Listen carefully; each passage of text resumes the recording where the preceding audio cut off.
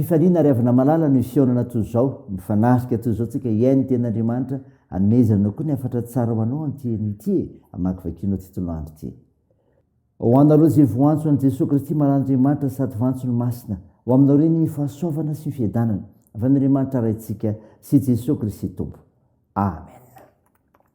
Zoma 20 febroary 2020 imanjinantsika aloha hevitra hoe mampafantatra ny asan'ny tompo ny soratra masina. Andeha ry havana idera sy ankalazan'andriamanitra asika. Andeha misaoran'i Jehova ianareo rehetra mpanompon'i Jehova izay mitoetra alina ohatran'i Jehova. Manandrata ny tananareo amin'ny fitoerany masina ka misaoran'i Jehova. Hitanao avy any zionany i Jehova mpanao ny lanitra sy ny tany. Amen.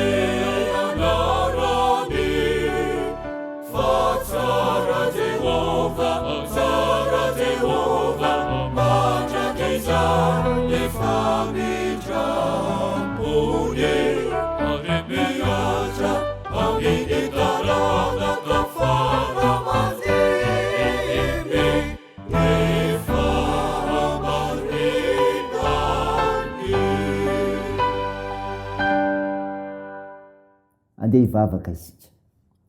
Ry Jehova Tompo Andriamanitra io, misaotra anao fa noho ny fitiavanao, noho ny famindram-ponoana toy izao anay, mivavaka aminao. Koa midera sy mankalaza mivonahitra ny anaranao izahay. Tompo mamindrafo ary mamela ny fahadisoanay, sasao ny otanay. Dia hiasa aminay ny fananao masina amin'ny fandranesana ny teninao ho fiainanay. Amin'ny anaran'i Jesosy Kristy nanaovanay izany mivavaka izany. Amen. Ny ofinainao antsika amin'ity ry havana malala dia hitanao amin'ny bokin'ny Exodosy. Exodosy 2:30, ny 10:10 sy 9:10. Mivaky toy izao amin'ny anaran'i Jesosy. Ary Mosesy niodina ka dia nidina avy tao tendrombohitra, nitondra ny vato fisaka roa, misy ny vavolombelona teny tanany. Ny vato fisaka nosoratana teo amin'ny lafiny roa, dia teo anatrehny sy teo ambadika no nisy ny soratra. Ary ny vato fisaka dia asan'Andriamanitra, ary ny soratra dia soratr'Andriamanitra, voasoratra teo amin'ny vato fisaka. Amen. Ray masino, manamasinana ny fahamarinana, ny teninao ny fahamarinana. Amen. Ry havana malala, ho aminao ny fiadanana ny amin'ilay Jesosy Kristy, ilay mpamonjy atsika. Ny mofinaina vakena tamintsika ka enitsika teo, Exodosy 2:3-12 dia soratra masina milaza ny momba ireo vato fisaka roa mirakitra ny didy folo nomen'Andriamanitra amin'ny Mosesy. Asan'Andriamanitra avokoa na ilay vato fisaka roa na ilay soratra tao anatiny, izay maneho indrindra ny asan'Andriamanitra. Izany asan'Andriamanitra izany hiteto dia izao, masina sady feno, masina sady feno. Koa satria masin'Andriamanitra dia masina koa ny asan'ny tanany. Efa nasehony tamin'ireo vahoaka mialohan'ny hakaran'i Mosesy tao tendrombohitra izany. Tsy mba olombelona no nikarakara ilay didy fa Andriamanitra.